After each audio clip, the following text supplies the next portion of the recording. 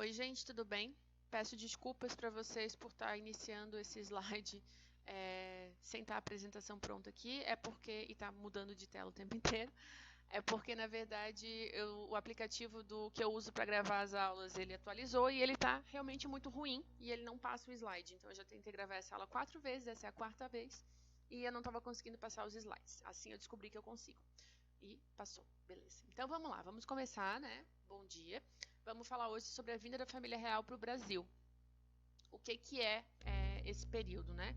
Eu lamento muito que eu não estou dando essa aula pessoalmente, porque eu adoro esse contexto, né? Eu adoro essa parte da história. Inclusive, quando eu comecei a me interessar por história, que eu era bem mais nova que vocês, eu lembro que foi por essa... Eu comecei nessa temática, era algo que eu gostava bastante de ler, então é um assunto que sempre me interessou.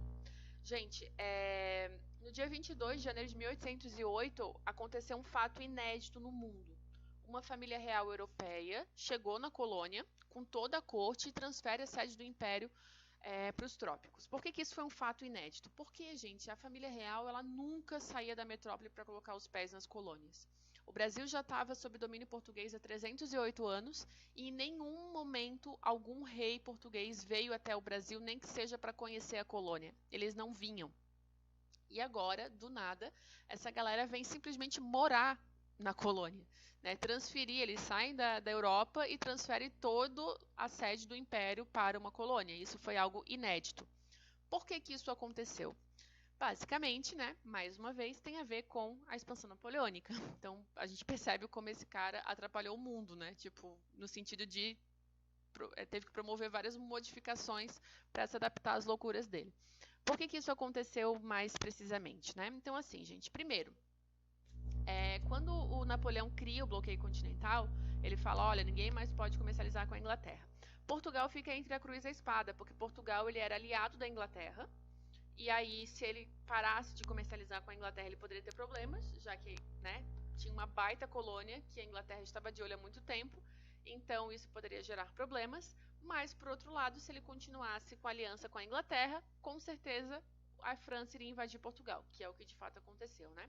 Então, diante disso, né, é o famoso se correr o bicho pega, se ficar o bicho come. Portugal, então, né, o rei de Portugal, Dom João, ele resolveu que ele iria fugir. E aí essa fuga foi para a colônia e foi uma ideia que já vinha sido pensado antes e que foi reforçada pelos ingleses que se propuseram a escoltar a família real até a colônia. Então, gente, num belo dia, a corte inteira, eu tô falando assim, ó, de 10 a 15 mil pessoas se organizaram para fugir de Lisboa, tá? Quem que tava nessa galera? Principalmente, né, da família real portuguesa, quem era, né? Dona Maria, a rainha, que naquele momento já estava, a gente viu na aula passada que no fim da vida ela acabou sendo considerada inapta para administrar o reino, então ela era rainha, mas ela não governava, quem governava era o príncipe regente Dom João VI, o filho dela. A esposa, Carlota Joaquina, que odiava o Brasil, tá? Ela era uma espanhola que odiava o Brasil, e o príncipe herdeiro Dom Pedro I, além, lógico, né, dos outros filhos da Carlota Joaquina e Dom João, mas o príncipe herdeiro, né, Dom Pedro I, que fez a nossa independência junto com a Leopoldina, é o que a gente mais vai focar aqui.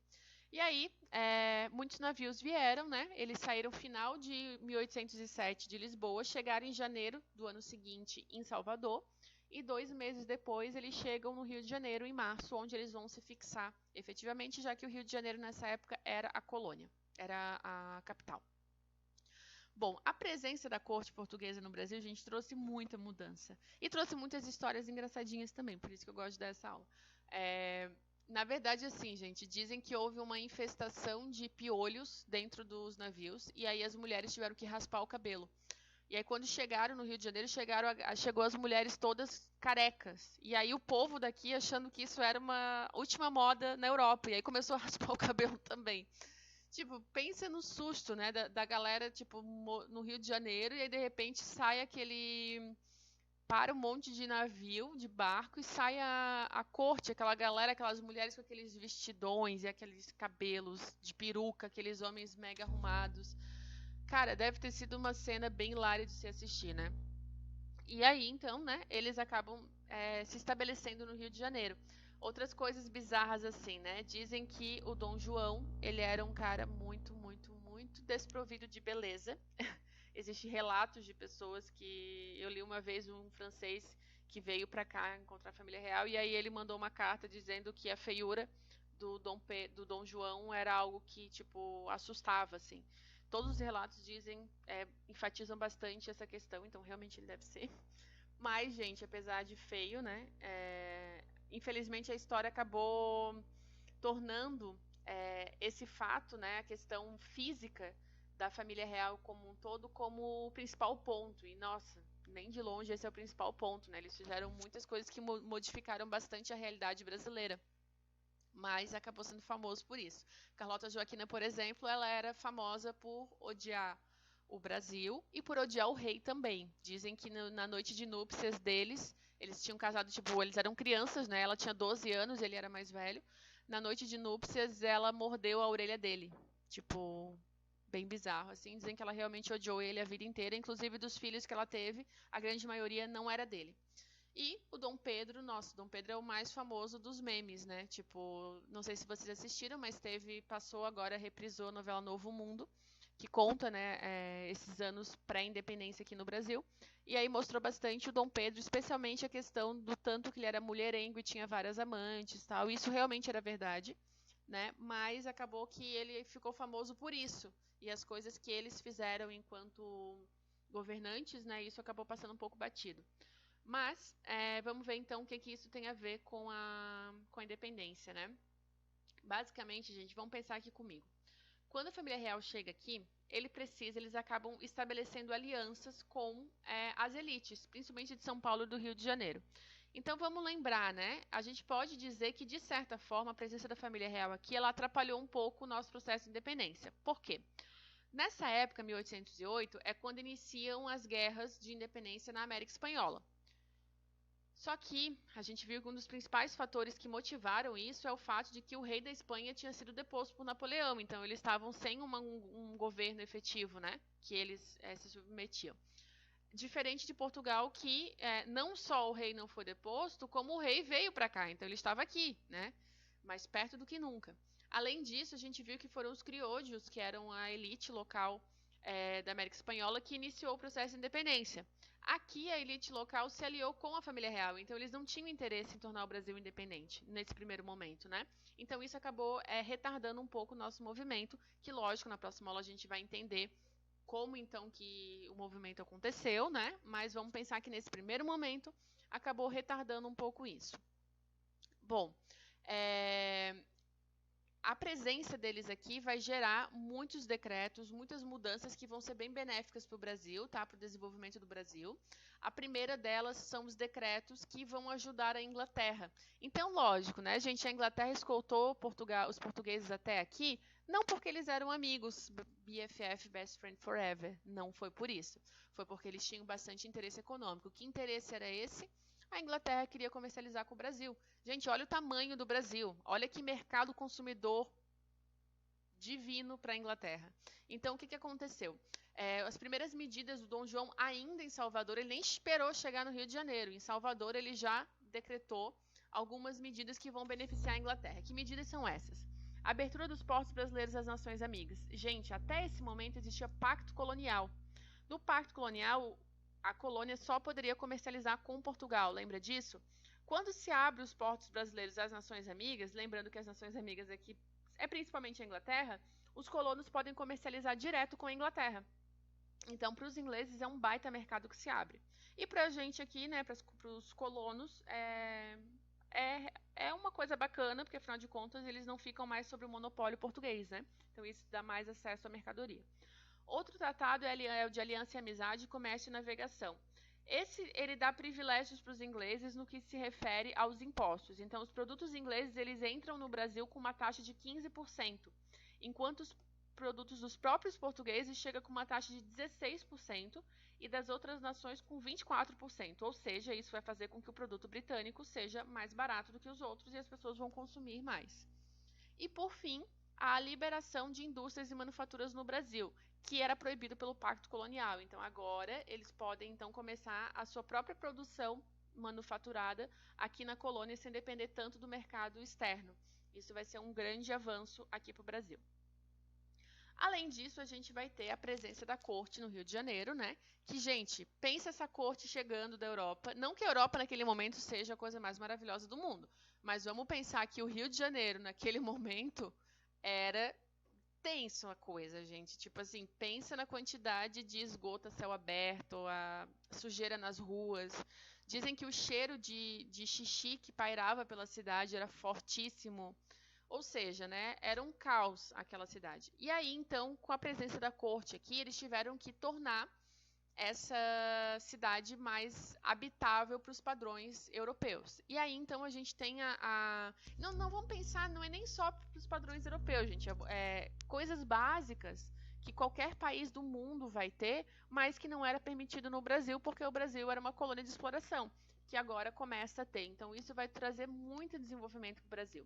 Né? A gente vai ter algumas instituições que vão ser fundadas nessa época, muito importantes. A maioria delas existe até hoje, né? Que foi em virtude dessa presença aqui no Brasil. Então, a gente vai ter a abertura do Banco do Brasil. Então, o Banco do Brasil ele é de 1808, tá, gente? Alguns anos depois, quando a família real retorna para Portugal e deixa só o Dom Pedro aqui, o Dom João... eu não lembro... Não, desculpa, não foi o Dom João, foi o Dom Pedro. Alguém retorna para Portugal, a gente vai ver mais para frente, e raspa todo o dinheirinho que tinha no Banco do Brasil, e o Banco do Brasil meio que vai à falência, mas logo depois ele se recupera, então o Banco do Brasil considera que a fundação deles é 1808. Além disso, tem a Casa da Moeda, né? Então é produzido agora a moeda aqui no Brasil. Imprensa régia, tá? Antes tinha jornais aqui no Brasil? Tinha, só que eles eram produzidos na Europa e enviados para cá. Agora, com a imprensa régia, eles começam a ser produzidos aqui mesmo, então a circulação de informação fica muito mais dinâmica. Criação do Museu Nacional, que é aquele que pegou fogo, tá, gente? O Museu Nacional ele tem uma questão bem curiosa, que é bom vocês saberem. Aquele espaço onde o Museu Nacional, aquele espaço que pegou fogo, que é o Museu Nacional, na verdade, naquele momento, ele era a casa da família real. E aqui a gente já vê como o Brasil era meio escrotinho, né, gente? Começou meio escrotinho. Olha o que aconteceu. Quando a família real chegou aqui, não tinha nenhum palácio, nenhuma estrutura para receber eles na condição de reis do Brasil, né? Então, o que eles fazem? Eles fazem um acordo com um traficante de escravos que morava naquela casa, que era quase um palácio, e aí eles negociam com o cara e esse palácio, então a casa dele passa a ser a casa da família real. Eles vão aumentando, né? E isso se torna o palácio da Quinta da Boa Vista, que hoje é o espaço do Museu Nacional. Então, inicialmente, o Museu Nacional ele foi criado em outro lugar. E aí, onde é o Museu Nacional hoje, morava a família real. Depois, quando o Brasil se torna república, e aí eles saem, a família real sai, né, da Quinta da Boa Vista, aí eles transferem o Museu Nacional para aquele prédio, para aquele palácio, e aí fica lá, que é esse que pegou fogo há 2 anos, né? Então, o museu... Em tese, né, tanto o Museu Nacional foi criado nessa época, quanto aquela casa foi também sede da família real durante todo esse tempo. Tem também o Teatro Nacional, tem a Academia de Belas Artes, tem o Jardim Botânico no Rio de Janeiro, que eu não botei ali, mas é bem importante para aclimatação de espécies e tal. E tem também, gente, a Missão Francesa. Essa é a atividade que vocês vão fazer para a aula de hoje. Vocês vão receber uma pintura do Debré. Então, Jean-Baptiste Debré era um pintor francês que veio para o Rio de Janeiro com a Missão Francesa, que foi uma missão de pintores que vieram para registrar o cotidiano do Brasil. E a gente tem uma infinidade de pinturas do Debré que mostra o cotidiano da galera aqui. Então, a gente tem pintura tanto dentro das casas, como principalmente nas ruas. A que vocês vão receber é uma na rua, no Rio de Janeiro, que mostra, sabe, quem que está ali circulando nas ruas, do que eles estão trabalhando, como eles estão vivendo. Nessa imagem, vocês vão ver que tem os escravos de ganhos. Escravos de ganho que eram pessoas que era feito acordo. O escravizado, né, o dono do escravizado, na verdade, fazia um acordo com ele, e o escravizado ele saía para vender coisas. Então, era muito comum que tivesse mulheres que vendiam doces, sabe, as quituteiras vendiam doces pela cidade do Rio de Janeiro, e aí uma porcentagem do que elas vendiam ficava para ela e uma porcentagem ficava para o senhor, para o dono delas. E aí, no fim, havia uma mobilidade mais alta, porque essas pessoas que vendiam ficavam com um pouco do dinheiro e depois poderiam comprar a sua carta de alforria. Então, isso são os escravos de ganho que vocês vão ver nas imagens ali. Enfim, gente, tem muita coisa sobre esse assunto, né? Eu já falei bastante, mas se vocês tiverem curiosidade, tem muita coisa na internet. Eu deixei aqui um vídeo do Buenas Ideias, ele fala sobre a vinda da família real. Ele é engraçadinho, então eu acho que vale a pena vocês assistirem. E dentro do canal dele tem vários vídeos que fala sobre cada pessoa da família real. Então tem um vídeo sobre a Carlota Joaquina, um vídeo sobre a Dona Maria, sobre o Dom Pedro. Então eu acho bem interessante vocês assistirem para ter uma ideia de quem eram essas pessoas, né, e de que forma que isso vai interferir na nossa história, enfim. Bom, espero que vocês tenham gostado, né? Não foi tão legal como se tivesse sido pessoalmente, mas deu pra gente ter um pouquinho de ideia do que aconteceu com essa presença aqui. Certo? Beijos!